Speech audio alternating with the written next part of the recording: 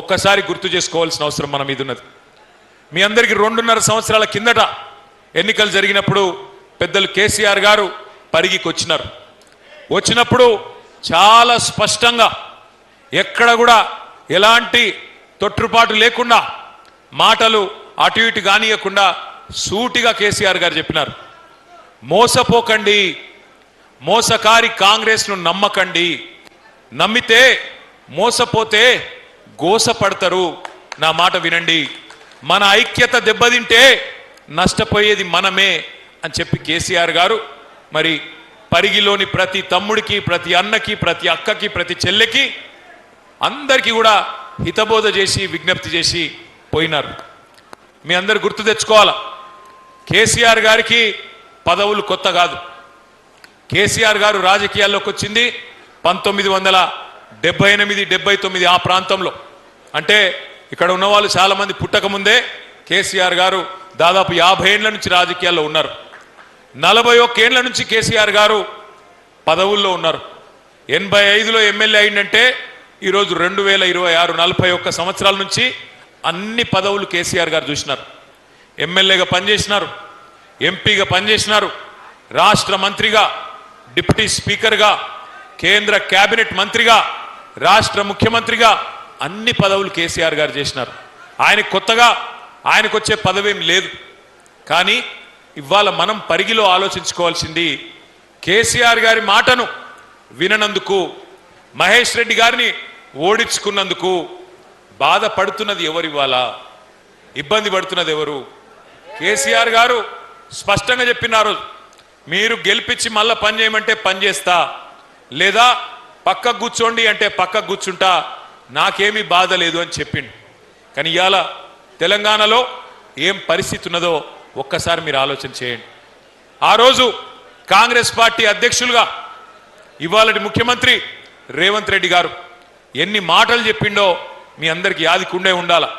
ముఖ్యంగా పరిగి అంటేనే ఇది రైతు బిడ్డలు ఉండే ఒక వ్యవసాయ ఆధారిత నియోజకవర్గం. మరి అట్లాంటి పరిగిలో రైతు బిడ్డలకు, రైతులకు ఎన్ని మాటలు ఇచ్చినారో ఒక్కసారి మీరు గుర్తు తెచ్చుకోండి. ఇంతకుముందే మహేష్ రెడ్డి అన్న చెప్పినట్టు వెంటనే పోండి, 2 లక్షలు బ్యాంకు దగ్గర, ఇదివరకు కేసీఆర్ ₹1,00,000 రుణం మాఫీ చేసినా మీరు వెంటనే బ్యాంకుకు పోయి పరిగెత్తుకుంటూ పోయి ఉరుక్కుంటూ పోయి 2 లక్షలు తెచ్చుకోండి, నేను వస్తూనే ఉన్నా డిసెంబర్ 9 నాడు మొదటి సంతకం పెడతా, రుణం మాఫీ చేస్తా అన్నాడు. అట్లాగే కేసీఆర్ 10,000 ఇస్తే నేను 15,000 ఇస్తా ఎకరానికి అన్నాడు. నవంబర్లో తీసుకుంటే 5,000, డిసెంబర్లో తీసుకుంటే 7,500. పెన్షన్లు ఒకటిగా చెప్పింది, రైతులకు ప్రతి పంటకు బోనస్ ఇస్తా అన్నాడు. కందులకు బోనస్, వడ్లకు బోనస్, పత్తికి బోనస్, 500 రూపాయల చొప్పున ప్రతి పంటకు బోనస్. ఇవన్నీ కూడా మీకు ఇవన్నీ చెప్పిన మాట మీకు యాదికుండాల. ఎవరన్నా మర్చిపోతే వాళ్ళకు చూపెట్టడం కోసమే ఇంత పెద్ద టీవీ పెట్టినాం ఇక్కడ. ఒకసారి ఎవరైతే ఆ కంప్యూటర్ దగ్గర ఉన్నారో పిల్లలు, కాంగ్రెస్ వాళ్ళు రైతులకు ఇచ్చిన హామీలు ఒక్కసారి చూపెట్టమని చెప్పి నేను కోరుతా ఉన్నా. వీడియో ప్లే చేయాలి. తీసుకుంటే 10,000 వస్తుంది రైతు బంధు, కాంగ్రెస్ అధికారానికి వస్తే 15,000 వస్తుంది. ఎకరానికి 15,000 రూపాయల సంవత్సరానికి ఇచ్చేటట్టుగా ఒక గ్యారంటీని కూడా మనం ప్రకటించాం. రైతు భరోసా, ఇందులో రైతులకు, కౌలు రైతులకు సంవత్సరానికి ఎకరాకు 15,000 రూపాయలు ఇచ్చే విధంగా, అదేవిధంగా నిరుపేదలైన కూలీలకు సంవత్సరానికి 12,000 రూపాయలు ఇచ్చే విధంగా రైతు భరోసా కార్యక్రమాన్ని 2వ గ్యారంటీ కింద ప్రకటించడం జరిగింది. సో యజమానికి రావాల్సింది యజమానికి ఆయన ఖాతాలో పడుతుంది, కౌలు రైతుకు రావాల్సింది కౌలు రైతుకు వస్తుంది. భూమి లేని వాళ్ళు, ఉపాధి హామీ కూలికి పోయేటోళ్ళకు కూడా ఇందులో మేము మద్దతు పెట్టినాము అని ఇప్పుడు అందరికి ఇస్తాను. అంటే ఆల్మోస్ట్ అందుకే అదే డబుల్ అవుతుంది. ఓవర్లాప్ కాదు, ఇందులో వస్తే ఇందులో రాదు, ఇందులో వస్తే ఇందులో రాదు. కేసీఆర్ అంటున్నాడు కాంగ్రెస్ వస్తే రైతు బంధు బంద్ అవుతుందని. ఎందుకు బంద్ అవుతుంది? మేమేమన్నా దివానగలమా? మాకేమన్నా దమాక్ లేదా? ఇప్పుడు తీసుకుంటే 10,000 వస్తుంది రైతు బంధు.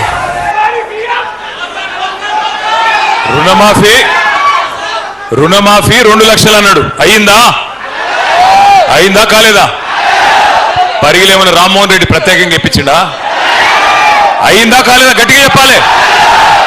చారానా కోడికి బారానా మసాలా అన్నట్టు చేసింది చారానా, చెప్పుకున్నది రూపాయి. కథలు ఎట్లా చెప్పిండ్రు ఆ రోజు ఇప్పుడే మీరు విన్నారు.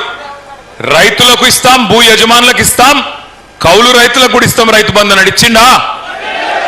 కౌలు రైతులకు రైతు బంధు వచ్చిందా? వచ్చిందా? గట్టిగా చెప్పాలి, వచ్చిందా రాలేదా? అట్లాగే ఇంకొక మాట చెప్పిండు, రైతు కూలీలకు నెలకు 1000 రూపాయల చొప్పున సంవత్సరానికి 12,000 ఇస్తా, ఇందిరమ్మ ఆత్మీయ భరోసా అన్నాడు. వచ్చిందా? రైతు కూలీలకు, నిరుపేదలకు, భూమి లేని వాళ్లకు 1000 రూపాయలు వచ్చిందా నెలకు? బోనస్ వచ్చిందా? ఏమన్నా వచ్చిందా? మరి మనకు సోయి వచ్చిందా? పరిగిలో సోయి అన్న వచ్చిందా లేదా? మరి అది వస్తే చాలు. నేను ఎందుకంటున్నా అంటే పచ్చి అబద్ధాలు, పచ్చి అబద్ధాలు. నువ్వు ఆగుతాను జర్రది, నేను ఈడ ఒర్రి నువ్వు ఆడవరితే ఎవరికి పడుతుంది? ఆగురా అయ్యా, ఇప్పుడు నీకు దండం పెడతా, నీకు ఆగురా తమ్మ. ఈ కోపమంతా ఎలక్షన్లో చూపెట్టాలి, గీడ నా మీద చూపెడితే వస్తుంది. ఇప్పుడు నేను మిమ్మల్ని అందరినీ కోరేది ఒకటే, ఇటువంటి జూట మాటలు ఒకటి కాదు, 2 కాదు, 420 చెప్పిండ్రు. 420 హామీలు ఇచ్చి 420 మాటలు చెప్పి ఇవాళ ఓట్లు వేయించుకున్నారు. 2 పంటలకే ఇస్తావా కేసీఆర్, 3వ పంటకి ఇయ్యావా రైతు బంధు అన్నాడు. యాదుకున్నదా? మరి అలా రైతు బంధు పడుతుందా? కేసీఆర్ ఉన్నప్పుడేమో మీకు నాట్లప్పుడు రైతు బంధు పడేది, ఇప్పుడేమో ఓట్లప్పుడు మాత్రమే పడుతుంది.